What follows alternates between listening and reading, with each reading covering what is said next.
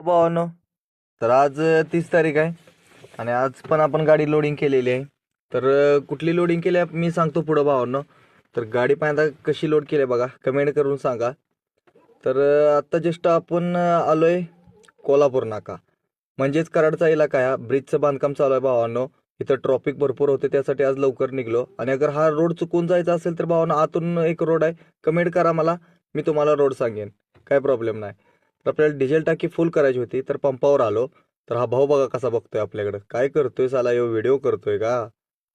तर भावांनो डिझेल टाकून निघालो आणि आता जस्ट आपण पोचतोय पुण्याच्या अलीकडला कात्रज टनल बोगदा. आणि हा बोगदा मस्त पैकी 1-1.5 किलोमीटर लांब आहे. मजा येत होती गाडी चालवायला, काय प्रॉब्लेम नाही. तिथून पुढं पुण्याचा जो उतार आहे, कात्रजचा जो उतार आहे ना पाहून, इथं स्पीड लिमिट आहे.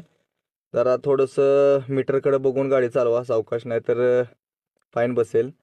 तर हे जे उताराला जे मोदी स्पीड ब्रेकर आहेत ना, हे ह्याच्याबद्दल तुम्हाला काय काय सांगायचे कमेंट करा. बघू शकता तुम्ही ही स्पीड ब्रेकर, भरपूर स्पीड ब्रेकर दिले त्यांनी.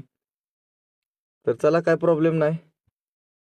तर जस्ट नाव आपण पार्टीच्या दारात पोहोचलेलो आहे पुण्यात. तर भावांनो, हा ब्लॉग कसा वाटला कमेंट करून सांगा आणि आवडल्यास लाईक करा, शेअर करा. तर चला भेटूया. जय महाराष्ट्र.